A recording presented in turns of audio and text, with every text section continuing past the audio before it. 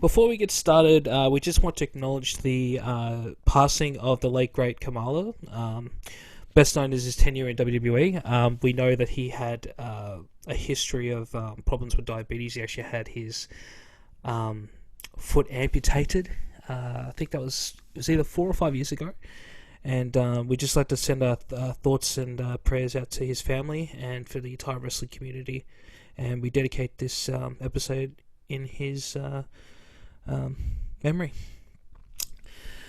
Well, on that note, thanks for joining us again, guys. This is What If It's Cool, the show where we talk about anything and everything that is cool. I am Daniel Paul Crow, and again with me I have Tim, if he's there. Thank you for the warm introduction, as always. Now Ben's not in on this episode today simply because he doesn't watch a lot of wrestling, and this is a bit more sort of like he'd have to spend hours to really get what we're about to talk about. So we did let him off for this episode. So, well, what are we going to talk about, Tim? Yes, well, after WWE had their Backlash pay-per-view this year, where they actually billed the main event as the greatest wrestling match ever. So we're going to be talking about Edge versus Randy Orton, but to do that, I think we should also take into account one of their, well, actually, I think it is their first encounter in singles competition. Their pay-per-view match for the Intercontinental Championship back in 2004, the Vengeance pay-per-view. Yeah, that was definitely their first one. Oh man, don't you feel old? Like, I mean, I know. Yeah, without a doubt. Because when you proposed this as a topic, I was just like, Vengeance 2004, and oh yeah, and I was like, wasn't I in high school then? I'm like, oh yeah, I was. Man, and then as I finished watching it yesterday, I went, man, that's 16 years ago, man. I had hair. I was still drinking. I was still smoking, but the difference is I've lost a lot of weight since then, so I'm happy. But man, it made me feel old, and thank you for making me feel old for that. Well, it definitely is the very old pay-per-view, but like I think it actually aged quite well. That What match, the like before whole we get paper? into Oh, it. the match itself. I thought you were talking about the whole pay per view. It was Yeah, like the whole pay per view was pretty bland as a whole.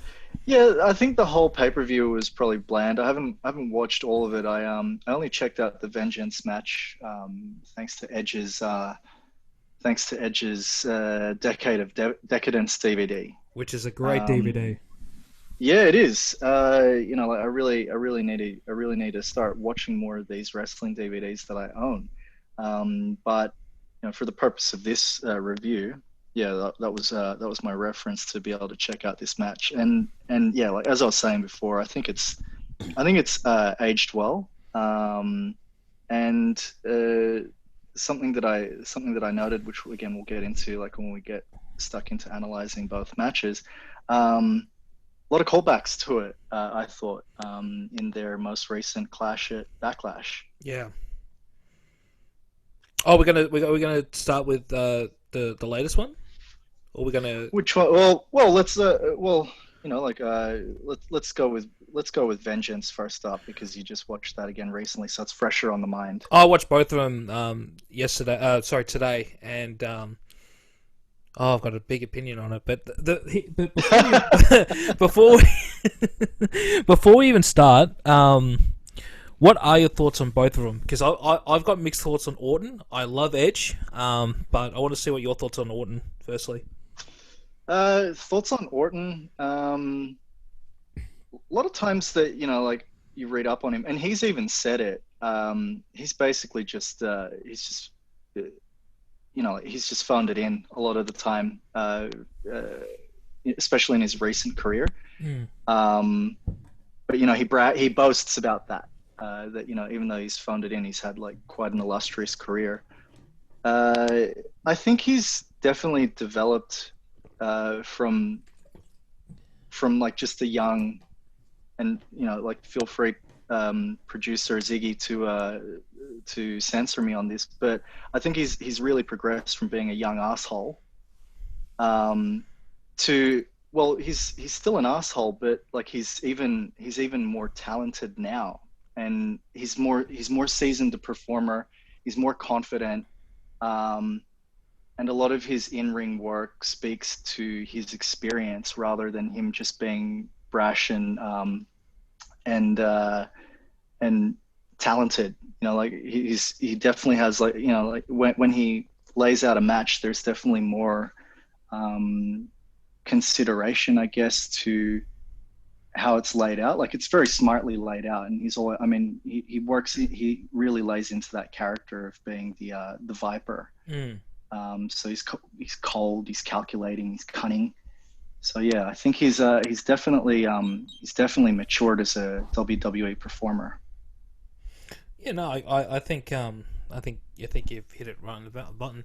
I wouldn't call him an arsehole, though. I'd call him a dick.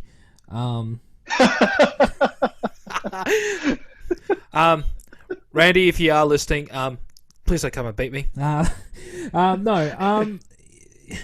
it's tough for Orton, because I remember when he first debuted, and I think it was either 2001 or 2002. I can't quite remember. I remember it was on SmackDown, and I remember just thinking, all right, he's got a good look, and I always remember that the tights he wore. It was like these blue tights that had Orton in yellow, and it just stuck out. And I was like, oh, this guy I want to watch.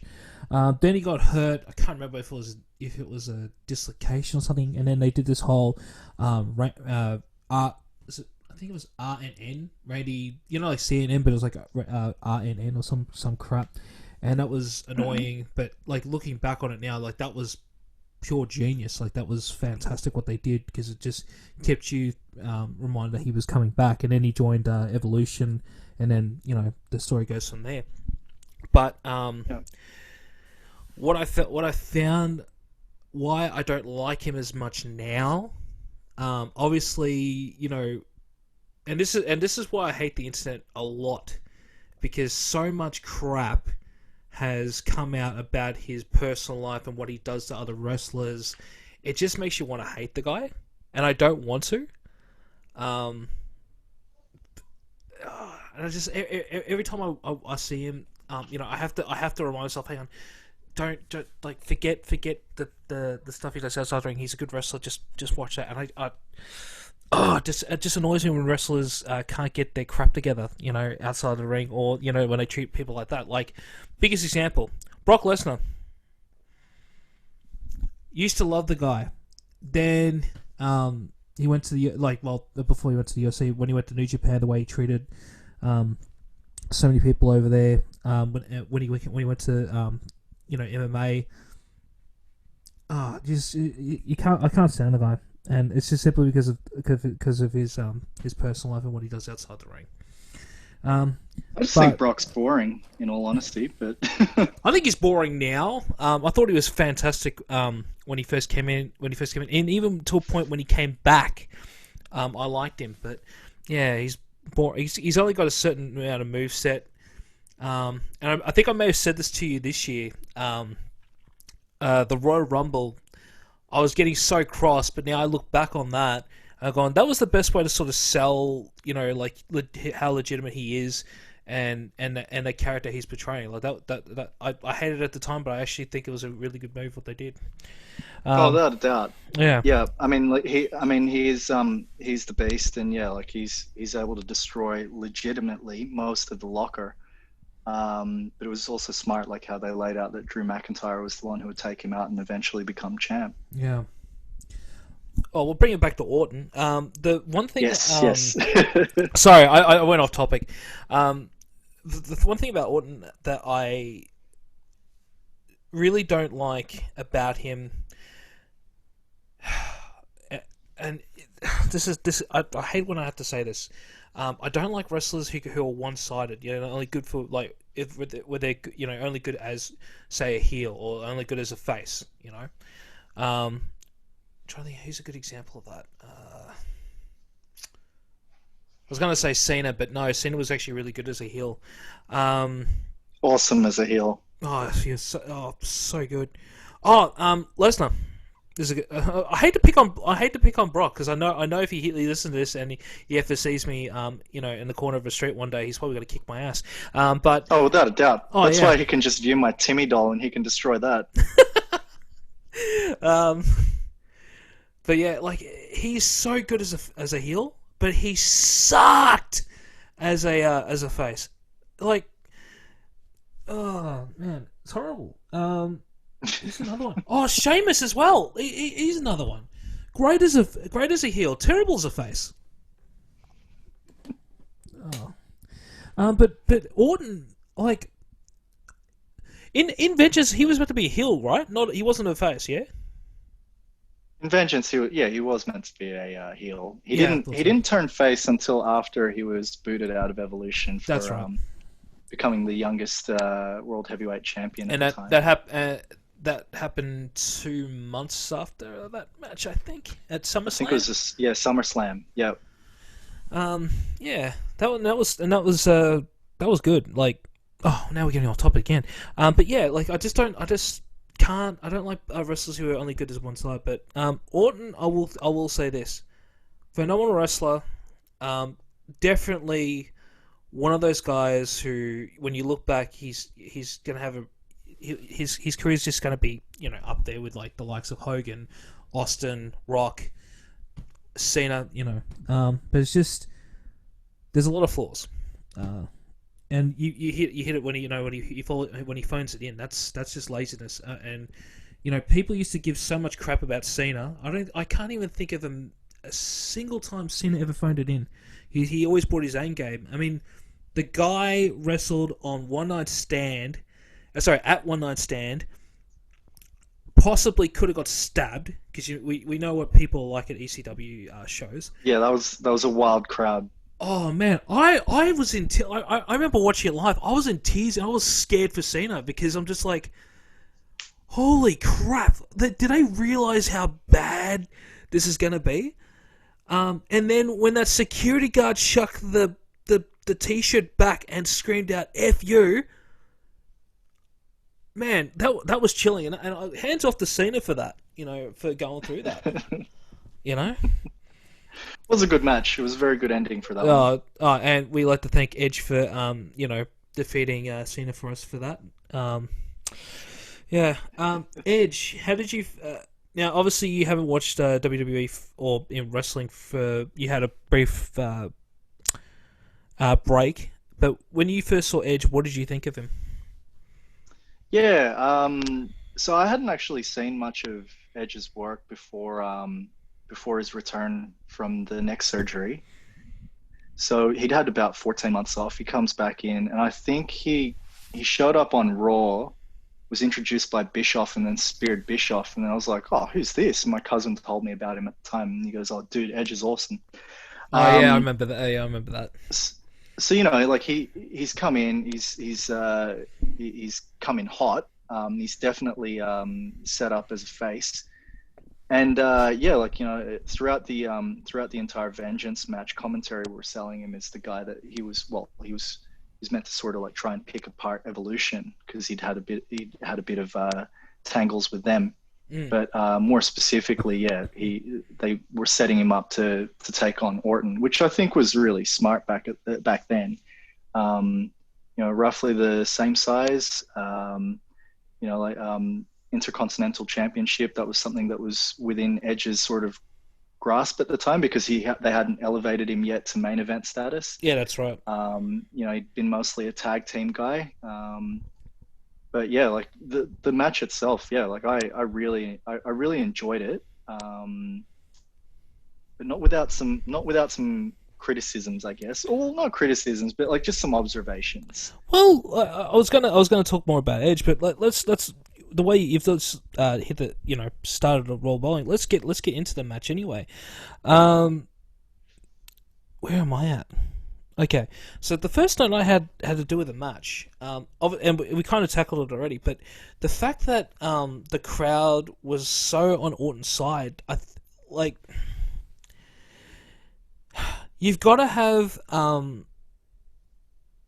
moxie to get that kind of reaction, and it just showed you how great he was at the time compared to what he is now, and the fact that he got people to cheer him even though he was a bad guy. Man, I mean that's just talent right there. Yeah, yeah. One of the things that I was observing was that yeah, the match had a very drawn out start. It was very slow to begin with, so a lot of them sort of testing each other out. But there was a lot of Orton getting knocked down, but then they'd slow it right back down, and then they'd both attempt like the side headlocks, but Orton would get out wrestled. So like ring psychology work. Yeah, I mean Edge, even though he's been off more than 1 year, um, they've positioned him as being the more superior wrestler, which is something we'll come to when we talk about Backlash. Yeah. Um, but yeah, it was a very drawn out sort of match. But then then Orton, and I think this has become his trademark since, but also probably because of the time that he spent with Evolution. Then he starts focusing on the neck, like typical sort of heel work. Mm. Find a weak spot and then keep exploiting that. So yeah, that was one of the things that I picked up on. This was like while Edge was out wrestling him, Orton needed to get the upper hand, and that was by exploiting a weakness. So perfect sort of storytelling at this point. The fact that like it's a trait he's kept, because you look at other wrestlers who were in his position, young, probably in the business for no more than 5 years, and in that kind of sort of capacity, and they've elevated their character to a point, but they lose some of that stuff that made them great. And the fact that Orton's still doing that, and makes it more convincing now than he did then, I think it shows you what kind of a wrestler he really is and what he can be. You know. I think he's like he even talks about it on his Twitter, or even in recent interviews. What he doesn't like about the new wave, particularly with NXT, and this is probably them, The shoot slap. style trying to work it. Yes, exactly, trying to work it into like his next match.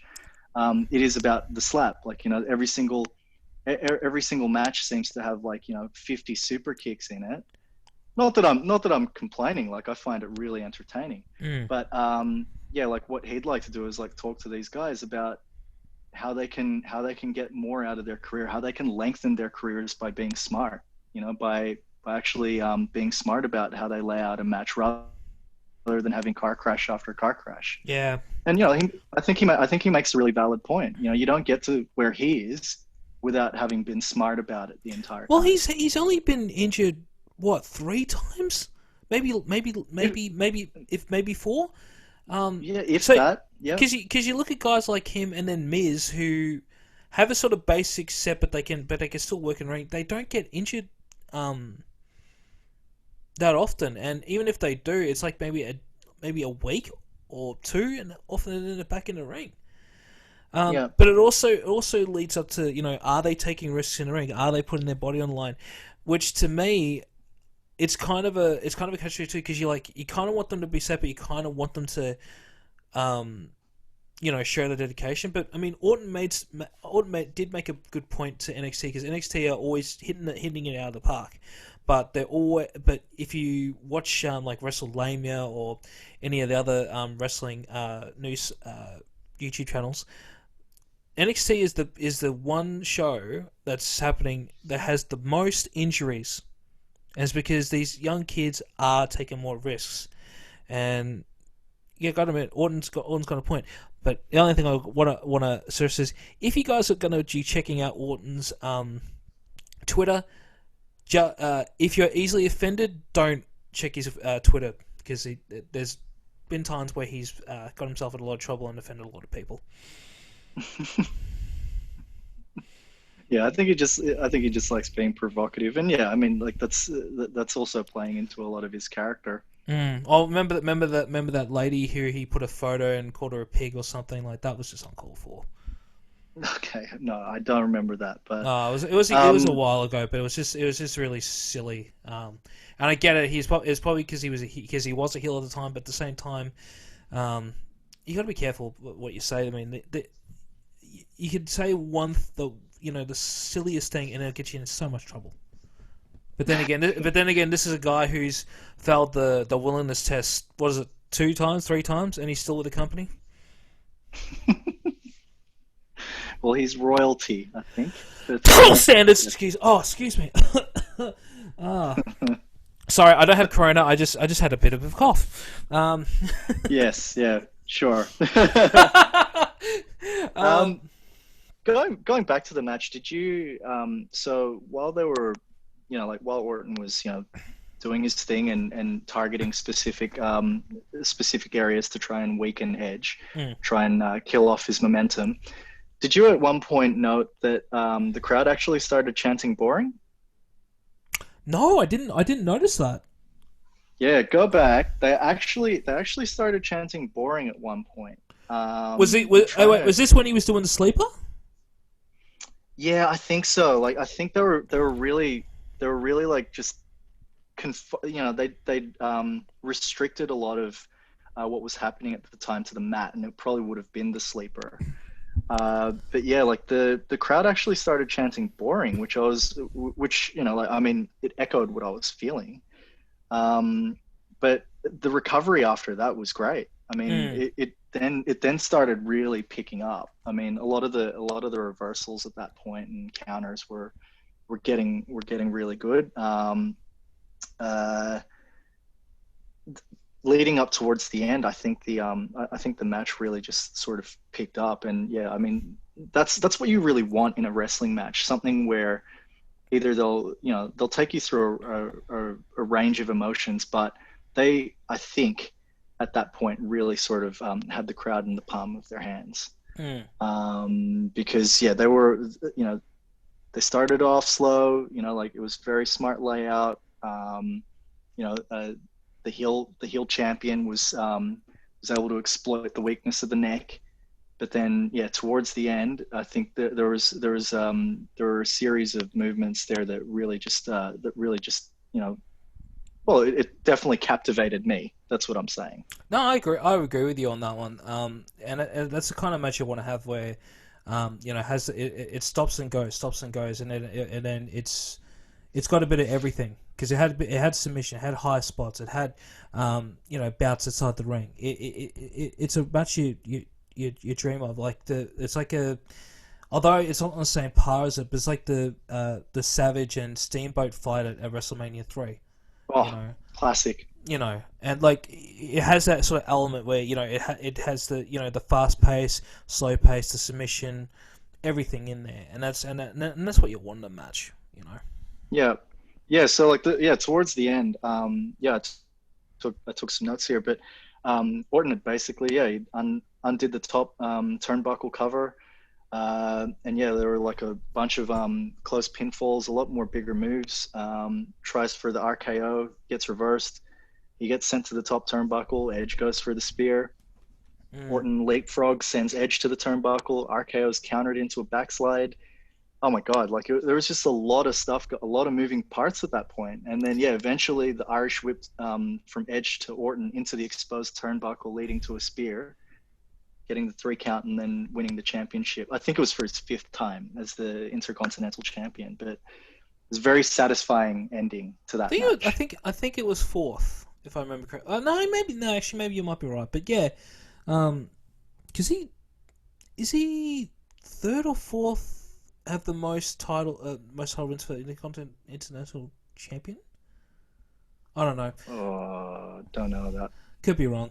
Um, One thing I did notice, because I'm looking through my notes here, um, and this is how much 16 years can really change a person. Um, Orton's cockiness isn't there, like what you see now, and he there are multiple times where looks like he's absolutely shocked, like he's like like I can't believe I did that. Did you guys like that? Oh yeah, yeah, like that kind of face, and I'm just Hmm. like so what's the word? It's so different seeing the latest match now, seeing that Orton as opposed to now, because it's gone from, oh my god, I'm new to the business, to, oh my god, I'm the best in the business, sort of thing. He's a veteran now. He is a veteran. Like with all the years of work that he's put in, he's gone from cocky to just smug, but it's earned because he's been with the company for so long, and even though he brags and boasts about having dialed it in. Yeah, look at how great a career he's had compared to a lot of other people who have been around that long. Exactly. So yeah, he's a real mainstay of the company. Yeah. Well, the other note I've got, when you talked about veteran, in the Vengeance match, it was quite clear that Edge was a veteran because he sort of had that sort of ring general. Not look, but the way he moved, it was clearly like he was the one who was in charge of the match. And it's funny because in the latest one, it's kind of roles reverse, and I kind of like that. I'm just like, the roles have changed, and simply because Edge has been out of action for what, 10 years, 12 years. I think it was 9. Oh, was it 9? Okay. Yeah, like 9 since he'd retired. But yeah, like totally right. The layout to the Vengeance match, Edge did have he was out wrestling Orton at the very beginning. Yeah. But then you fast forward to 2020, you fast forward to Backlash, and yeah, the beginning of this match was the complete opposite. Orton was positioned as being that much more confident than Edge, and then Edge also doubting himself, which I thought was a nice reversal of roles. It wasn't for a championship, but yeah, it was a very smart way that they began that match. Yeah. I've only got one final note, and it's the most dumbest one. I can't believe I actually wrote this. This is how immature I am. I didn't write the timestamp on it, but there was one. I can't believe I'm going to be talking about this. There was one camera angle that I couldn't stop laughing at, and it's when it was like a missed pin, and the camera is angled on a certain degree, and you could see one of Orton's nuggets. Oh my god! No, I didn't see that. I couldn't stop laughing. I had to pause it, and I was like, "You can actually see it. It's the funniest thing ever." Like, I mean, it's not like in full view, but there's a shadow, and when you see it, I'm just like, "Oh my god!" So even though this is like a highly produced match, basically, like one of the cinematic matches that WWE loves doing right now. They still manage to forget. No. This is a Vengeance. No, this is a Vengeance. Not shit. Okay.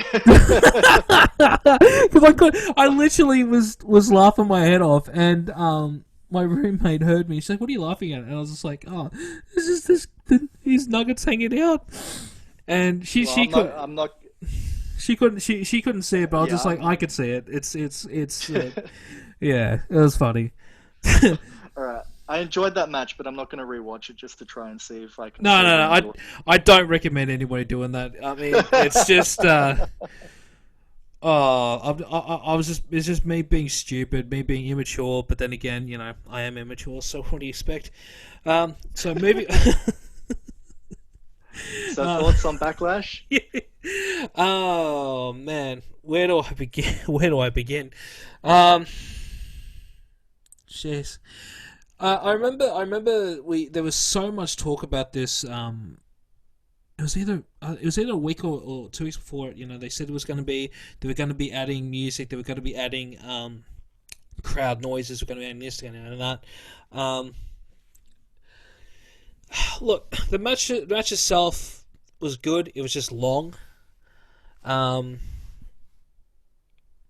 The opening bit, when I shot down the microphone and it said MSG, I'm just like, really, it's not Madison Square Garden. We know it's not Madison Square Garden, but then they go, And then they play that song from The Greatest Showman. The Greatest Showman. Yeah, Yep. sorry, my voice is really bad tonight. Um, and I just cringed. I was like, you have got to be kidding me! Please don't play the whole song all the way through the match. I'm gonna lose it because I just like I'm gonna turn it off if it's gonna be that stupid song. I'm so over it. And then out of nowhere, Howard Finkel's voice comes out. I was like, okay, this is kind of getting interesting. You know, Yep.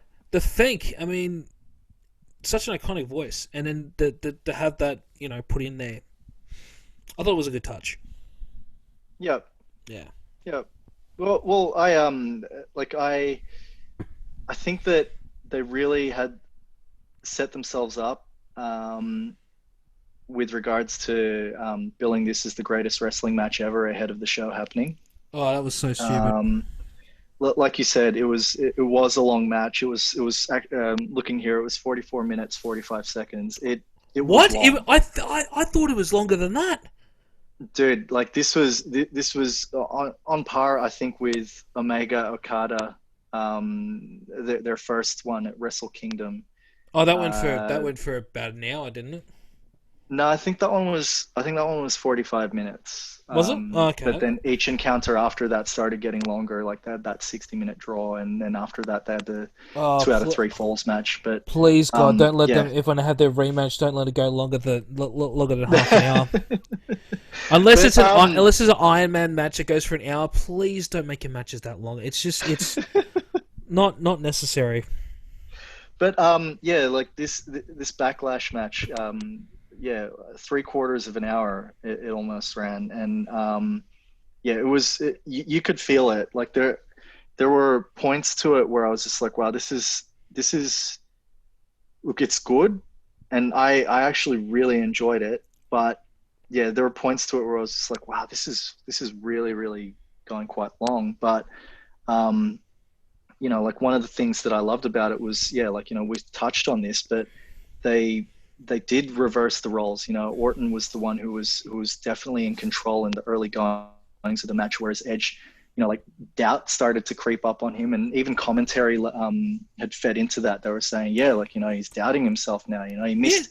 I think he missed an arm drag early on, and other points until he finally kicked Orton in the face. That was the only time where he'd started taking control of the match. Mm. Yeah, but it was, yeah, it's one of those things where look, some people will probably argue that, yeah, it was too much of a good thing. Some people will say that it was boring. But yeah, for me, I think that it really was an evolution of what they've done in terms of their history together. Exactly. The only thing, because you just said it, the commentary.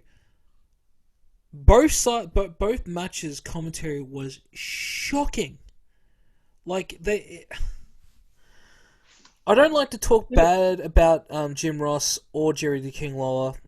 Any other commentator, I will hang crap on them anytime, because obviously these two are one of the best, if not the best, commentary team in history of wrestling. But even then, both of them sounded shocking on that. Who was commentating the Backlash? It was Samoa Joe, Tom Phillips, and Saxton, was it? But Byron, is it Byron? Is it Byron Saxton? Yeah, I can't remember their names, but yeah, like I mean, just one of the like, yeah, like if we're talking about commentary, like I found that they were needlessly pointing out so many things. Exactly. Like it was a lot of like, hey wrestling fans, like this is what's happening here. Like, oh yeah, we're just going to keep selling the fact that Edge had been forced to retire, blah blah blah, and that Orton's got a great career, and oh okay, yeah, there's this move, we're going to explain that to you now. And it was the same thing in Vengeance, where they were saying, "Oh, you shouldn't be. They shouldn't be cheering Orton. They should be cheering Edge, because he's the good guy. Even though Randy is on the poster and he's the face of this pay-per-view, you should not be charged. You should not. Oh my God, my voice, Jesus. Like Yeah, just they crap didn't do like subtlety that. well. It's Yeah, crap it like that that wasn't subtle. you don't want to listen to that. You just want you rather just be in the arena and not have the commentary and just enjoy it for what it is. The the stuff the stuff about the production of the Backlash match, you could tell that WWE was pulling out as many stops as possible with it. I mean, yeah, I mean they'd had success at WrestleMania with their cinematic match for the Boneyard. Yep. I don't know so much about the Bray Wyatt stuff because I heard that it's garbage, so I'm not going to check it out. Um, Who they told you it had was garbage? the It was something different. I mean, it's never going to be a 5-star match. I mean, I think Diamond Dave Meltzer didn't rate it very well, but it's just interesting. Like yeah. interesting concept, interesting way to do something, and they tried something new. It may not have been the best, but at least they gave something different, instead of doing normal crap they normally do. I don't know, like I just don't think I can delve into the weird that much, like I'm actually tuning in to watch wrestling. I don't need to see something like that. But Yep. I thought the Boneyard match worked for me. Like I thought that was incredibly fun. Um, but then this one, yeah, because they sold it as the greatest wrestling match ever, but like clearly there was a lot of production that went into it to make it look like the greatest wrestling match ever. It ended up not being a wrestling match. It was a highly produced fight scene. Well, And I think that's I think I think you just said it right there. The fact that it was the promoting it like that, they had to make it into that into the world's greatest fight scene. Whether they did it or not is another question. But I think that's I think that's what they were trying to do, and bless them for trying. But this is wrestling, like it should be. It's like a one take, one take, and that's it. It should not be done multiple hmm, times. I mean, look what happened. Edge got hurt.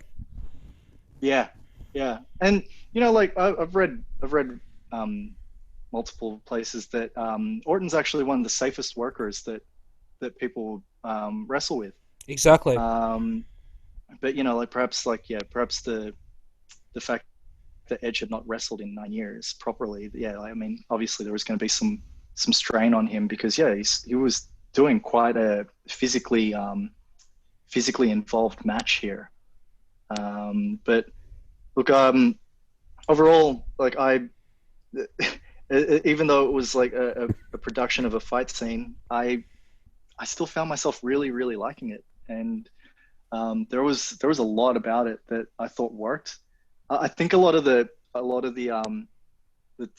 late kickouts during a lot of the bigger moves, especially like when they started using other people's moves, like the pedigree and the rock Oh, bottom and stuff like that was classic. I thought that was fantastic that they did that. that. I thought it was really funny, but like it's like, yeah, you guys aren't actually going to fall to these finishers. What the hell? Yeah, like what's a finisher now?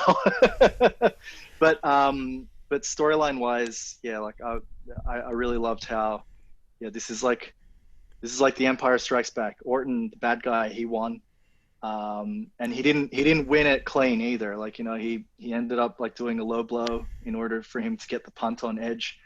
Edge is now out. They're not going to have their match until Uh, next year after he yeah, recovers. most likely WrestleMania. They're saying because originally it was meant to be SummerSlam. That was going to be, and obviously he's still not cleared. That's it. Yeah, Yeah, but yeah, and early talk is that it could be an I Quit match. Oh, wait, is it I Quit? Oh, yeah, it could be shit. I Quit. Yeah, I think you're right. I Quit. I think that's Yeah, what because they they had were Last about. Man Standing before, didn't they? Yeah, that's right. Yeah, Yep. All right. All right. the WrestleMania one, yeah, where Yes. everyone cracked it because apparently doing the choke symbolized something else. I'm just like, oh god, Yeah. stop giving idiots platforms to talk. Like just like oh I saw that just with regards to um, overall sentiment regarding the Backlash bout. hmm. Uh, Dave Meltzer, he didn't even rate it. Like he didn't What? even rate it because he couldn't call it a wrestling match. Diamond Dave, who criticizes everything in the world of wrestling couldn't rate that. Hmm. I couldn't rate it. It was interesting. Like, See, and this is yeah, I why I mean, don't. This is the maybe. thing. I don't respect him for saying stuff. I mean, this is a guy who I can't remember if it was Impact or it was AEW. He said something race. Oh no, I think it was the Stadium Stampede. I don't think he rated it as well. And I think he says, I think on the lines he said something very similar to that, where I can't really rate it like that. The, what do you got to realize when you're critiquing matches, especially something like this? They're giving it their all, like just give them props that they're actually trying something different and putting their bodies on the line for us. I mean, I Oh, speak, without a doubt. yeah, I speak for this because like I managed a wrestler for a very very short time, in an Australian wrestling organization, and every time I'd ask her how she felt afterwards on a show, she was buggered, she was tired, and sometimes I'd see feedback from the matches I upload for her, which is incidentally on this YouTube channel. Whenever I hear people say, "Oh, it was a terrible match," and they give it 1 star, and they don't even consider what they put themselves through, I'm just like, screw you, like screw you. I just because I'm guessing Orton and Edge, did a lot. I mean, the fact that Edge got hurt, doing the same move twice. Um, Oh, it's just look. Who would have thought though that there would be a day that Edge would be able to come back and wrestle? I I mean, certainly didn't. how huge was his pop at Royal Rumble? That was incredible. I just love the memes that came out after that about like, why men cry, and then it turns out that it's because they heard Edge's music, which a friend of mine, Blake, sent to me, and it was bloody awesome just seeing that. Yeah. Um, but yeah, I mean, yeah, who would have thought that Edge would be able to come back and wrestle? And yeah, it's amazing. I'll never forget when he retired, and I thought it was an ankle, and after the first couple of months, it's like, oh, he'll come back, you know, and then a year went, and I went, he's not coming back, Mm.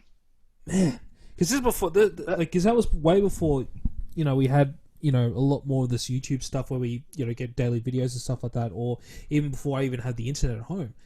And I was in denial for a good year because I thought Edge was going to come back. Because, like, I mean, it's not the first time, a wrestler said that, they're hurt and they're not going to come back. I mean, Shawn Michaels, excuse me, and I got to admit, I did cry, I did shed a couple of tears when I was watching Royal Rumble. I think I told you that too. Well, no, actually, I don't. Didn't I? Did you? Yeah, I did. Well, yeah, I don't remember if you told me that. Maybe you didn't want to admit it. Maybe that. I mean Until now. that sounds a bit right. Sorry, I didn't cry. You cried. They're not tears. They're just sweat stains. There's dust. There's just something in my eye and in my throat. Another thing to add is how good Edge looks after all this time. Yeah, like He looks much better. Like, he's aged, but he's aged really well. And the dude is looking so jacked. well, clearly not using those things he was using before. Because I think he's done. I think because obviously he doesn't get himself in trouble. So he's going natural, but he's. I was looking it up, and he's changed his diet, he's changed his routine, and good on him. I mean, he looks fantastic, especially for someone who's his age. Especially, here's a good example of that. Like Sting came back a few times. And he's not. I don't think Sting's ever known for doing anything, except drugs and all that stuff. And he never sort of got that shape he had back in the 80s, or even to a lesser extent the 90s. Edge is been out of the ring for like you said 9 years. Looks even better than what he did before. I There's think so. There's no shred of fat on there. There's no sign of steroids. He looks healthy. And the other thing I noticed on this match, I forgot to mention, they're faster. Believe it or not. Do you reckon they might have sped things up? No, it's like when we were just talking about Aladdin. You remember how I was saying you know stop, and fast, stop fast. I watched it. I had to watch it back a couple of times to make sure that I'm watching at the right speed. That was definitely at the right speed. They were definitely faster than they were before. Yeah, yeah. Well, also, I mean, it just goes to how well they work together. So for him to have a feud with anyone, like who better than having a feud with Randy Orton? Yeah. Well, yeah. If he's gonna have a feud, I'd love to see him. It's just like bringing up old wounds, but I'd love to see him take on Matt Hardy again. I would like to see him take on Kenny Omega.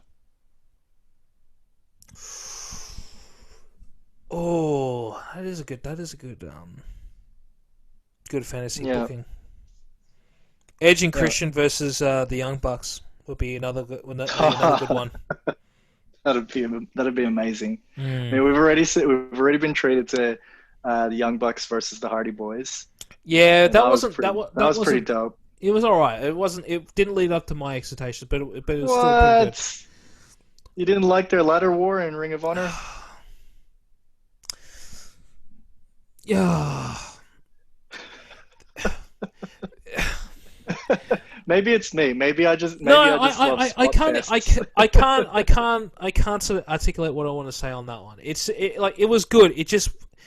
I think because Matt and Jeff are older now, they don't take as much risks as they used to, simply because obviously, Jeff's had a history of, drug addiction thanks to his injuries. Matt also has that sort of thing, but also Matt's ring style is completely different to what he was when he was in Team Extreme. Mhm. It just didn't live up to my expectations on that one. I'm not saying it was a bad match by any old means, but it was just not to my expectations. That's all. All right, fair enough. Was there anything else you wanted to mention about the Backlash? Oh man, look, despite it being a highly produced fight scene, complete with piped in crowd sounds and interesting camera angles. Like, did you see that shot like where they had the collar and elbow tie up, but Yes. then the camera was actually beneath them so that you could see their faces? It's like, oh wow, this is exactly like a fight scene. Even the layout of it was like a fight scene that I just watched recently from The Night Comes for Us. Um, Despite all of that, I thought that it looked amazing. Um, it looked amazing for a very simulated wrestling match, like Mm. that wasn't, like for something that wasn't done in one take. I love the callbacks to the beginning of their rivalry, the reversal of roles. So yeah, it's a great evolution of a rivalry between these two veterans now, even though one of them had been out of action for 9 years. Yeah. I think I've got nothing else to really say about it. I just think it was a This is the part where you're like, no, Tim, I think it was shit. no, no. It's not a Guy Ritchie sort of conversation. I'm just gonna walk this back here, Tim, and say that this was Oh, without a doubt this is the greatest wrestling match ever. Nah. I will say this. Watching this match has changed my view on Orton again. I just hope he doesn't phone it in anymore. I just don't. I want to continue liking this guy. I don't want to continue hating this guy. So, because yeah, and you know what funny thing is, obviously, he won this match. I've got a feeling history's going to repeat itself. Like 2 months after Vengeance, I think it was 2 months after Vengeance, he won the championship. We're now in a sort of season again where that might happen. So if he wins the title from McIntyre, I'm just like, oh, it's history repeating itself, but it's going to be done in a really good way, I think, Yeah, because they're I'm building him up. hoping that that's where. Yeah, I'm hoping that's where the booking's going. Like Mm. all this build up to him being like the ultimate heel, because he just punted Ric Flair, I think, today. Yeah, yeah, he did. Um, so him doing whatever it takes to get what he wants, then Edge comes back and then beats him clean. Mm. I think it'll be great. And yeah, like Edge goes out on top again, goes out as champ. Yeah, that'll be really good. Okay. All right, well, that's the end of today's episode, guys. We thank you so much for joining us. Make sure to like and subscribe to this video if you're watching us on YouTube. Make sure to follow us on Spotify and Anchor. We do have Twitter. You can find us on What If It's Cool. At What If It's Cool. And we also have Facebook, so you can find us at What If It's Cool Podcast there. Links will all be in the description. Tim, any closing comments, mate? Nothing, man. Just keep looking after yourself. Stay safe as always. Yeah, like just shout out to all our friends and family who are all currently in lockdown. Just hang in there, everyone. Yeah, we'll all get through this. I mean, we got 5 weeks left for lockdown here, and the numbers are going down, thank God. Unfortunately, the death rate is going up, which really sucks. Yeah. I just wanted to thank all the doctors and nurses that are helping all these people. I have family who are working in the industry, not only in Australia but in the Philippines.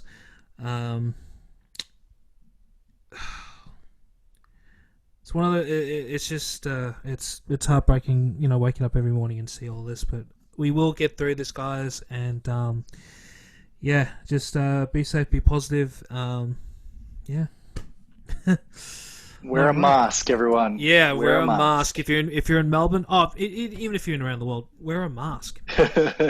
Don't be a Karen. Bloody Karens. Karen. All right, man. All right, I'll see you soon, bro. All right, no worries. Gotcha.